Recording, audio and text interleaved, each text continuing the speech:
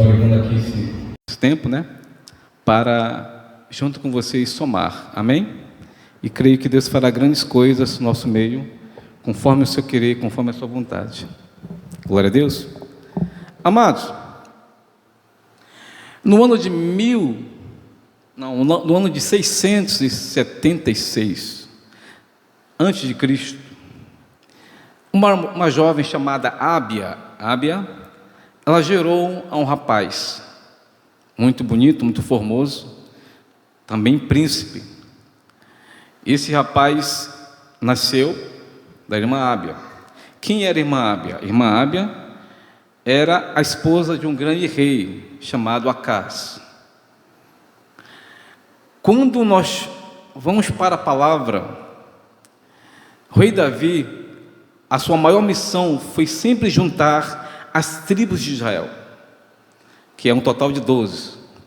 Essas tribos, elas estavam lutando, para se unir, e ele conseguiu. E Davi passou o reinado dele, maioria da parte, com as tribos unidas.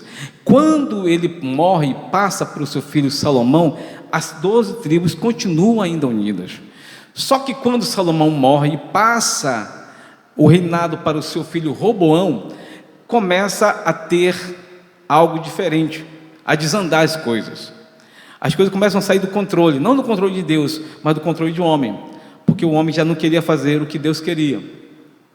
Então Roboão assume o trono, e quando ele assume o trono, em pouco tempo se levanta alguns para confrontar ele, e nesse confronto há separações das tribos. E aí, nessas separações, se estabeleceu o reino do norte e o reino do sul. O reino do norte, a cidade principal, Israel, capital, Samaria. Reino do sul, cidade principal, Judá, a sua capital, Jerusalém. Quando você vai para o livro de Crônicas ou Reis, você vai sempre ler, quando fala de algum desses reis, tanto do reino do sul como do norte, você vai ver a expressão assim: e fez o que era mal aos olhos do Senhor. Aí também vai ouvir: e fez o que era reto aos olhos do Senhor. Amém? Então, dependendo do rei que assumisse o trono, alguns fizeram bons serviços, alguns bons reinados, outros não. A maioria foi não. Poucos fizeram reinados na direção de Deus.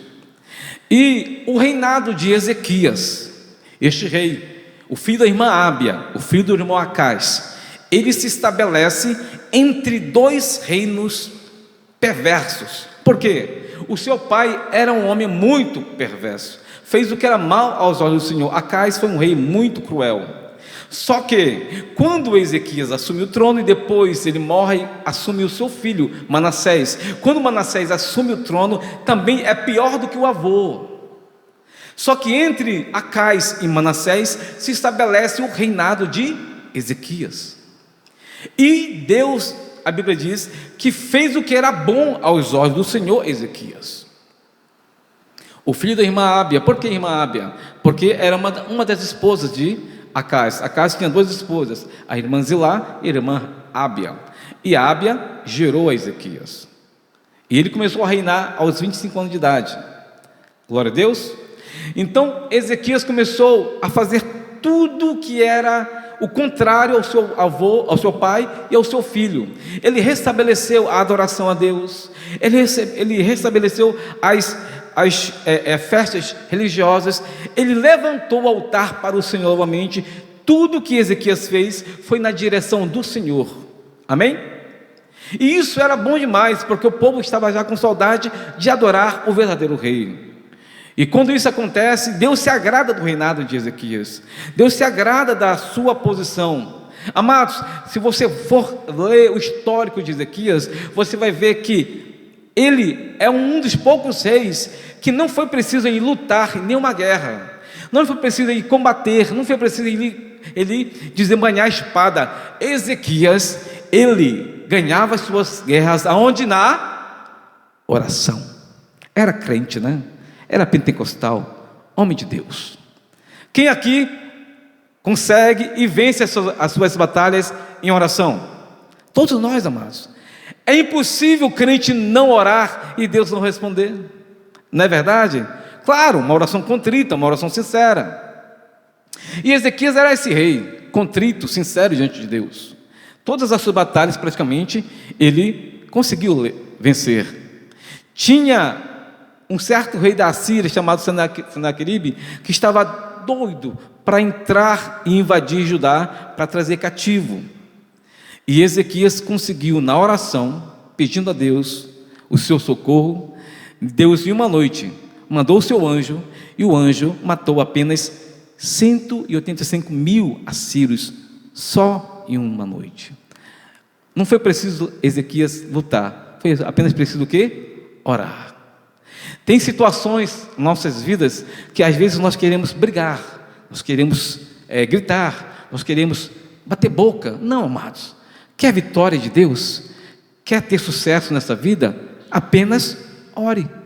É simples. Amém? O crente vence as suas batalhas na oração. Assim era Ezequias. Ele entendeu que a oração tem seu poder, e o Deus que ouve a oração tem poder de realizar o que quer. Então, o que nós queremos mais? É apenas obedecer a Deus. E foi o que Ezequias fez. Só que em dado momento da vida de Ezequias, ele começou a crescer tanto, que a sua fama começou a se espalhar, até chegar em outros reinos. E quando a fama de Ezequias se espalha, ele começa a cair de produção, no sentido de busca, no sentido de intimidade, no sentido de santidade. Tem momentos na nossa vida que às vezes é assim também. Às vezes Deus começa a te abençoar tanto no seu trabalho, na faculdade, te promove a um cargo maior, começa a te abençoar financeiramente, e às vezes nós esquecemos de buscar Deus, como devíamos. Aí nós desaceleramos a intimidade com Deus.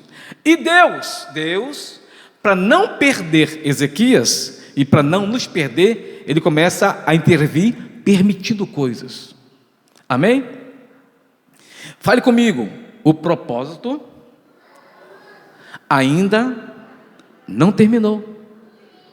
Amém? Você vai entender porque é o tema dessa palavra. Porque, entendendo essa situação, fazendo um paralelo da vida de Ezequias com os dias de hoje, século 21. Olha bem, Ezequias, ele vivia também em crises. Sempre o seu reinado estava em crises. E ele conseguia muitas das vezes, orando, Deus resolvia, como eu falei. Mas ele cresceu e Deus começou a sentir a falta dele em oração, em busca, em santidade. Aí acontece, Deus consigo mesmo: não vou perder Ezequias para o inimigo, não vou perder Ezequias para o inferno, eu vou permitir algo. Qual foi a permissão de Deus? Deus entra na vida dele, no corpo dele, e coloca uma doença, uma úlcera. E essa úlcera, diz a Bíblia, que era para a morte. Amém? E quando ele sabe deste fato, dessa notícia, porque Deus chega com um profeta da época, chamado quem? Isaías, que também era primo do próprio rei Ezequias. Deus chega com Isaías e diz: Isaías, vai lá com teu primo, fala com ele que eu estou dando essa sentença. Quando Ezequias recebe Isaías, olha o que ele fala: coloca a tua casa em ordem, porque tu vais morrer e não vai mais viver. Quando alguém recebe uma palavra dessa, é para morrer mesmo, né, amados? É uma sentença de morte. Aí, quando nós ouvimos coisas pesadas dessa forma, aí o crente acha de começar a querer fazer as coisas. Começa a buscar novamente, começa a orar, começa a ir para a igreja, seu de oração, vir para o culto da quarta, da sexta, vir para o domingo, porque às vezes, para não perder a vida, todo mundo faz o possível para não morrer. Então Ezequias recebeu essa sentença do seu próprio primo. A Bíblia diz que Isaías foi até ele no palácio e deu a sentença. E Isaías só falou e veio embora, virou as costas para o rei e foi embora. Por quê? Porque por ser primo do rei, ele não queria e não permitia que o sentimento ficasse se envolvendo. Por que sentimento? Porque por ser primo, ele poderia o quê? Não falar. Ele poderia adoçar a situação. Amados, nos dias de hoje, praticamente também é assim. Tem crentes que às vezes ouve e vê algum irmão seu da igreja ou algum lugar fazendo coisas erradas, e às vezes nós tentamos o quê? Encobrir o erro, encobrir o pecado. Não, é meu amigo, é meu irmão. Não podemos falar para ninguém, senão vai ficar feio. Não, amados. Quando Deus manda você dar um recado, você tem que falar. Porque quem paga o preço depois é quem não falou. Amém? Então, para Deus não tem esse negócio de parentesco, de família. Para Deus, se você falou, seja para o teu amigo, para o seu pai, para a sua mãe, foi Deus que mandou, fale. Porque você está isento depois se acontecer algo diferente. Porque profeta de Deus, homem de Deus, mulher de Deus, ele fala o que Deus manda. Amém? Glória a Deus. E Isaías entendeu, eu não vou ligar o meu parentesco com ele, eu vou só dar a mensagem e vou embora. E Ezequias recebeu essa mensagem. Quando ele recebe essa mensagem, pastor Adiel, o que acontece? Ele vai para o seu quarto, se depara com a parede e começa a chorar. Chorar. Por que chorar? Porque ele tentou orar, porque ele tentou clamar, porque ele tentou adorar a Deus. Ele tentou até pegar um instrumento e louvar, mas não conseguiu. Amados, há momentos na nossa vida que você ora e a oração não sobe. Não é verdade? Há momentos na nossa vida que nós clamamos e o clamor não rompe. Há momentos na nossa vida que nós louvamos e adoramos e também não vai. Não é verdade? Por que está acontecendo? Estou em pecado? Deus não me ouve? Não, amados, é porque Deus está no controle. Mas Ele sabe até onde você pode ir. E Ele quer nos testar. Ele quer estar conosco no seu controle sempre. Então Deus permite que a doença entre no corpo de Ezequias, porque Deus não quer perder ele para nada. E há momentos na nossa vida, fazendo um paralelo, amados, estamos desde 2019, 2020, 2021, com esta praga ainda sondando o mundo, não é verdade? Não é verdade? E todos, praticamente, muitas pessoas, amigos seus, amigos meus, parentes, morreram, passaram para o Senhor. Aí acontece, Deus, para não te perder, ou não permitir que a igreja, no geral, a igreja dele, porque a igreja, pastor Agel, ela começou a perder muito a sua identidade, a perder muito a sua essência. E amados, como eu falei agora há pouco, quando eu toco ou canto um louvor da década de 80, eu sinto Deus nessas músicas. Por quê? Porque tinha o quê? Unção. Hoje não. Infelizmente, não é todos, não estou generalizando. Mas você canta um louvor, é 5, é 10, é 15 minutos, só repetição, não tem nada de mensagem, é só o quê? Repetição, e não te edifica em nada.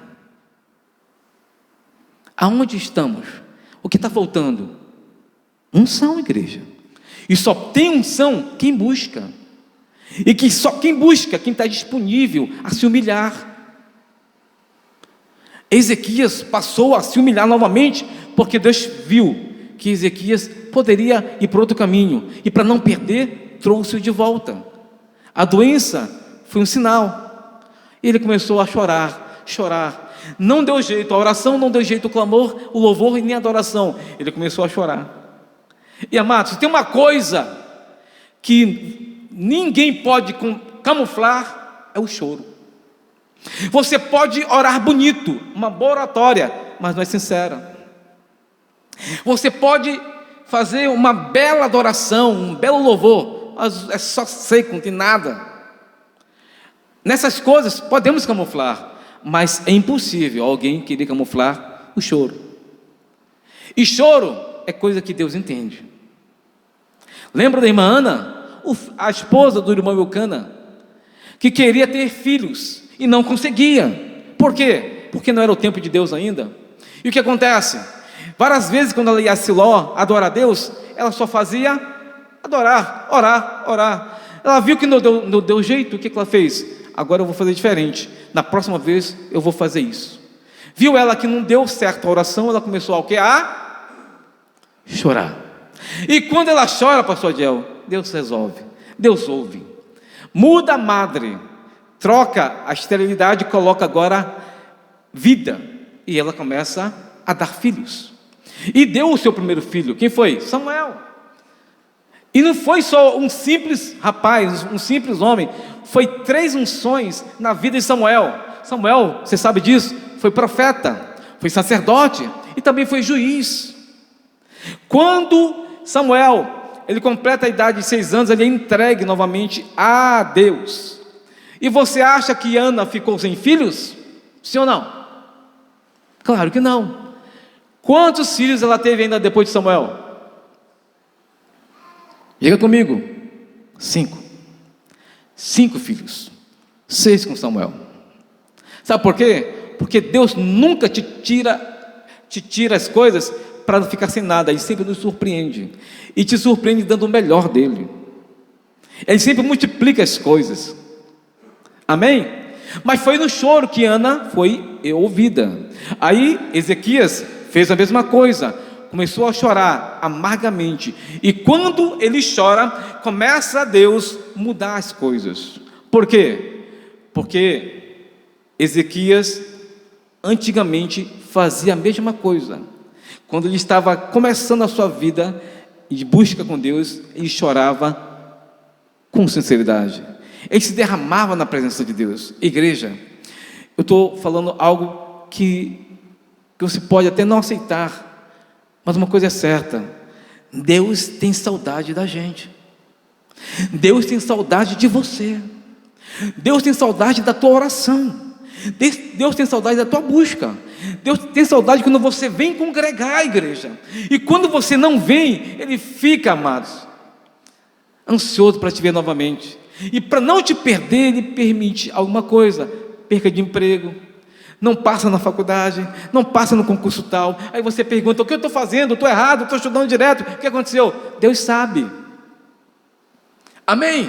Você está entendendo, igreja?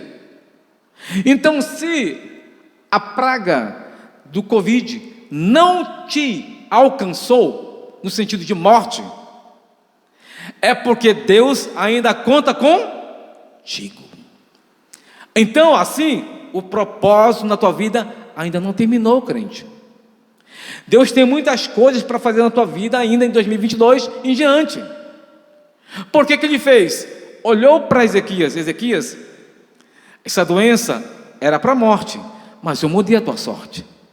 Olha bem, Ezequias, tu ias morrer aos 39 anos de idade. Tu tinha apenas 14 anos de reinado. Mas eu permiti que a doença entrasse para que você voltasse a me adorar, porque ainda o propósito na tua vida não tinha terminado, Ezequias. Aí o que Deus fez? Quando viu a oração sincera de Ezequias, o que foi que ele fez? Isaías, volta, fala com teu primo, que eu vou agora renovar o estoque de vida dele. Vou dar a ele mais quantos anos de igreja? Quantos anos Deus deu para Ezequias novamente? Mais 15 anos. Olha bem, 15 anos de vida. Para quem ia morrer aos 39, está no lucro. Não é verdade? Então, já não morreu aos 39. 15 com 39, quanto é? 54, igreja. Ezequias morreu aos 54 anos de idade, porque ele passou os melhores 15 anos da vida dele quando Deus renovou a aliança com ele, quando Deus renovou o propósito com ele. Eu estou dizendo esta noite para você: se a praga não te alcançou, você pegou, eu peguei, mas não foi para a morte, é porque Deus conta conosco, você ainda está no propósito de Deus, e Ele vai renovar anos de vida na tua casa. Amém? Agora é o seguinte: você sabe quantos anos Deus vai renovar na tua vida? Não sabe, nem eu. Por quê? Porque se Deus falar quantos anos Ele vai renovar, aí tu fica preocupado.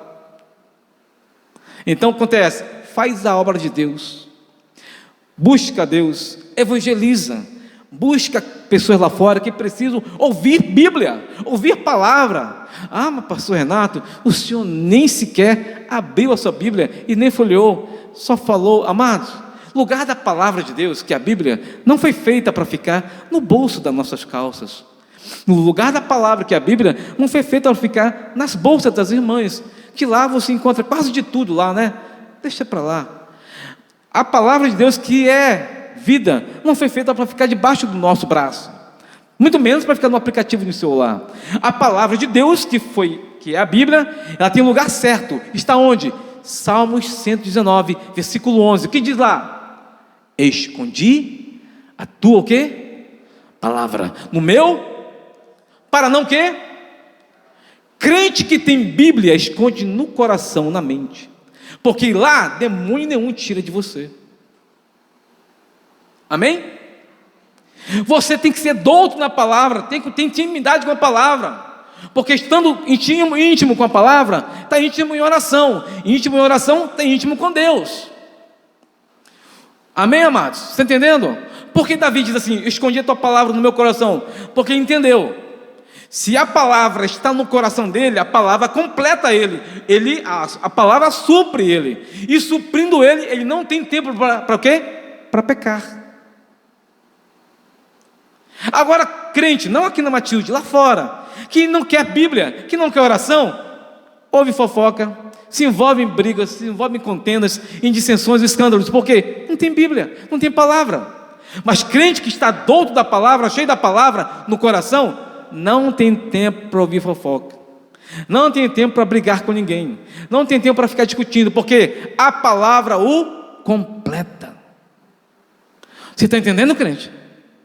Isso é para você, principalmente para mim, porque eu preciso conhecer Bíblia, eu preciso dominar a Bíblia. E Deus, amados, muitas das vezes Ele opera nos detalhes. É nos detalhes que Deus às vezes opera, porque Ele é um Deus também de detalhes.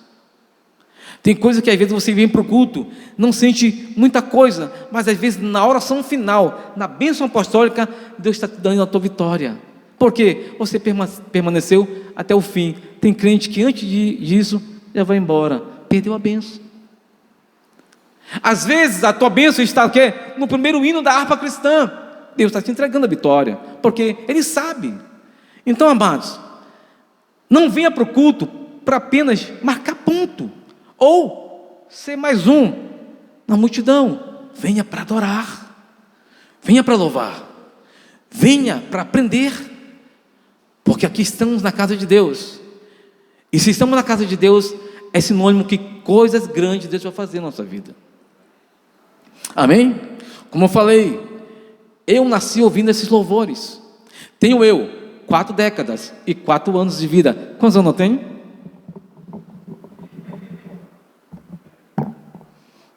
Tenho 4 décadas e 4 anos de vida. Quantos anos eu tenho? É só vitória, não parece, né? Obrigado, irmãos. É muito bom. Deus é bom demais. Eu sempre tenho um grupo, como assim como vocês também participam de outros grupos de WhatsApp, né? Tem grupo de WhatsApp lá, numa turma lá de Coraci, que nós nos conhecemos desde 1995, faz quase 25 anos mais aí. Então esse pessoal, a maioria está casado, a maioria está com a família, alguns são pastores, outros estão separados. Aí, de vez em quando, há umas dissensões lá, umas brigas, né? Eu falo assim para eles, pessoal, o que eu quero de Deus, eu já tenho. Primeiro, tenho uma família, que eu estava como solteiro buscando essa estrutura. Segundo, tenho Deus, uma formosa esposa, e Deus, com ela, geramos uma formosa filha. Temos sonhos, temos projetos, mas amados, melhor que tudo isso, é só a espera de encontrar com Deus na glória. Todo mundo tem sonhos, tem projetos, casa bonita, carro bom, emprego abençoado, bem estruturado, mas isso não é tudo, igreja. O importante é saber que o teu nome, ele está escrito aonde? No livro da vida. Então daqui, eu só espero Jesus voltar. E eu não espero Jesus esta noite, eu espero Jesus, Alan, agora. E se é agora, eu tenho que buscar Ele. Eu não posso ficar parado, eu não posso ficar sentado apenas, eu tenho que fazer algo diferente para Ele. Agrada-te do Senhor e Ele satisfará os desejos do teu quê? Aí Deus realiza o que está no teu coração, mas o que você dá para Deus de volta? Ele não quer carro, Ele não quer dinheiro, Ele não quer nada, Ele quer o quê? Vidas, almas. Ele quer que você ganhe alguém e se preocupe em dizer, Jesus está voltando, Ele te ama, meu. Vamos para lá? Porque Deus tem plano na tua vida, e o propósito de Deus na tua vida ainda não terminou. Porque se tu estás vivo, é porque Deus tem coisa na tua vida. Se a pandemia não te levou, é porque Deus conta com a gente. E o propósito dele ainda não terminou. Você entende, igreja? Amém? Glória a Deus, né? É bom, amados. Então, estou muito feliz em saber que Deus conta comigo, conta contigo. Então, se Ele conta contigo, é claro que o nosso nome está lá no livro da vida. Mas esse nome, nem Deus tira, muito menos Satanás. O único que pode tirar o nome do livro da vida, quem é? Você mesmo. Fazendo o quê? O que não agrada a Deus. Fazendo o que não é reto aos olhos de Deus. Então, essa noite, escolha sempre fazer o que Deus quer. Se coloque de pé em nome de Jesus. Aleluia. Eu não vou chamar pessoas aqui na frente, porque nós temos e obedecemos o protocolo. Mas Deus chegou, amados, Deus chegou com Moisés no Monte Sinai. Ele falou assim com Moisés: Moisés, eu sou o Deus do teu pai Abraão, promessa. Moisés, eu sou o Deus do teu pai Isaque, aliança. E Moisés, eu sou o Deus do teu pai Jacó, concerto. Quantos daqui tem promessa de Deus? Levante suas mãos. Amém. Só que às vezes, irmão Antônio, a promessa, ela vem, mas nós não sabemos o tempo de cumprimento dela. E às vezes ela demora a vir, né? Às vezes, por demorar, o crente acha: Deus não me ouviu, aquela profecia, aquela palavra não foi de Deus. Então, o que eu vou fazer? Então, quando isso termina, ou demora muito, é preciso passar por uma nova renovação, uma nova aliança.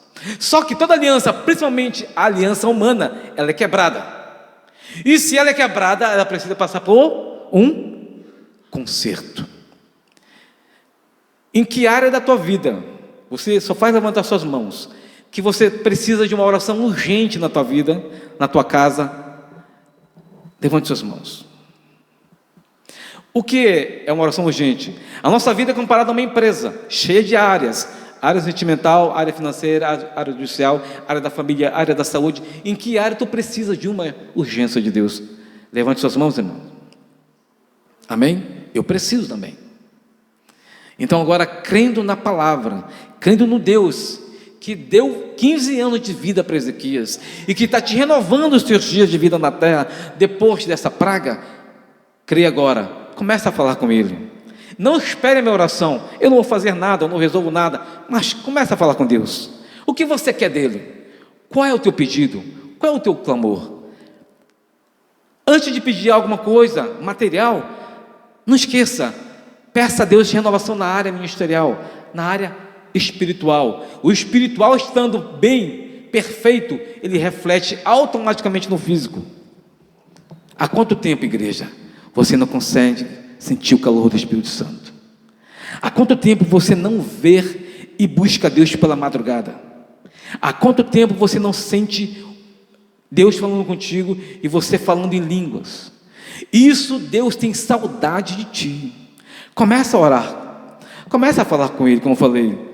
Eu não vou resolver nada, olhar para mim você não vai acontecer nada, mas fala com Deus. Diga que você precisa, porque se é uma coisa que Deus gosta é de conversar. Deus gosta de diálogo, mas Deus gosta de sinceridade.